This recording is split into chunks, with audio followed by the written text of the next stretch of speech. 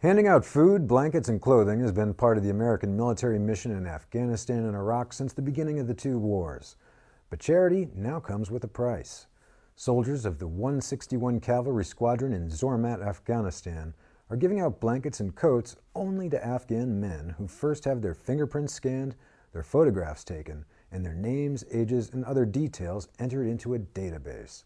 For the first time, visitors to Britain are having their fingerprints checked when they enter the country as part of a biometric visa trial.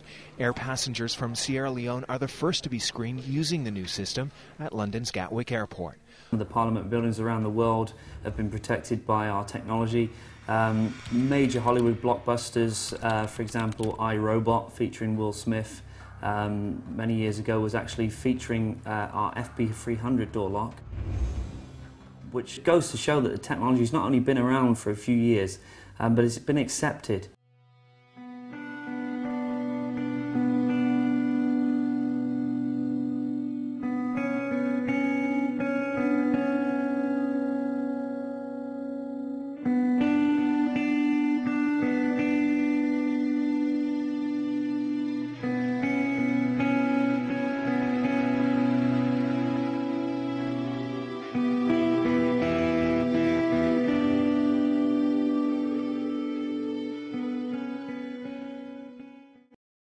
But this is about making sure that our staff on the ground have got the right technology to back up the job they do, and it helps them do one of the most important tests they do, which is to check whether you are who you say you are. Identify who they're actually dealing with. Accurate identification is very important. Identification and authentication. You actually need to identify people from their biometric in real time. Identify and neutralize terrorists. It's rapid identification of the bad guys. To track the bad guys. We know there is no shortage of criminals, terrorists, or others willing to breach our security systems and expose identities to fraud and abuse.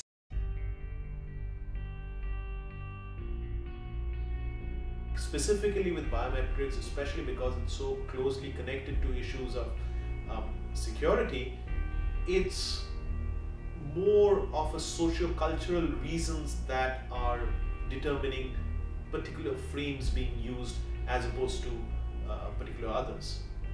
The government is trying to get access to all of the communication without needing warrants and subpoenas. Now we need to get information about you, not even because we have any evidence or any even base level evidence against you, but because it is required in the national interest and we don't need to give you any explanations. Okay? And when this kind of a thing is subscribed to strongly by much of the mainstream media, it's natural that the issue of biometrics does not get too much into issues of civil liberties and privacy, but it gets framed in that safety and security aspect more than anything else. While the corporate media promotes biometrics under the guise of security, they report less on a significant threat to our democracy in the global village. That threat lies in the economic connections between corporations and our politicians. On September 21st, 2010, intelligence officials, IT business strategists, biometric technology experts, and public relations specialists convened at the Biometrics Consortium Conference. Supported by the National Institute of Standards and Technology and the NSA, discussions included biometric use by federal law enforcement divisions, in corporate arenas, and as well as its use in the school cafeteria.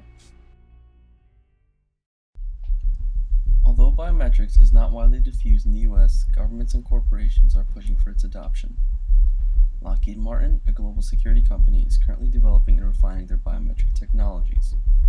They are awarded billion-dollar contracts by the US government through their lobbying efforts. In 2010, they awarded $6 million to Congress.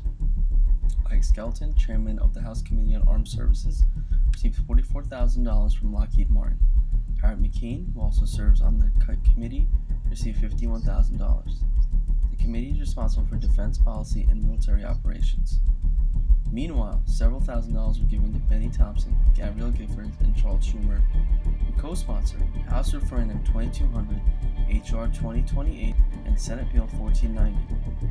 Each legislation includes directives for the use and implementation of biometric technologies within the U.S. Under these conditions, where the corporate media directs our attention to socially constructed reasons for biometric technology, while members of Congress are lobbied by military-industrial powerhouses developing this technology, the global deployment of biometric systems seems inevitable, lending itself to the undemocratic framework defined by McWorld. However, conditions can always change, and the change in prevention of surveillance legislation will require searching for information outside the mainstream narrative while participating in what remains of our democratic society. Democracy, when it works well, starts bottom up and depends on citizenship and civil society first, and only later on constitutions, political parties, and institutions. So that if we think that way within national societies, surely we should think that way globally as well. The future of democracy, the future of global interdependence, and the future of a globalized democratic world will depend less on the quality of democratic leaders than the quality of democratic citizens. We need to globalize democracy or democratize globalization through bottom-up civil society institutions as a foundation, eventually, for genuine forms of political global government. Thank you.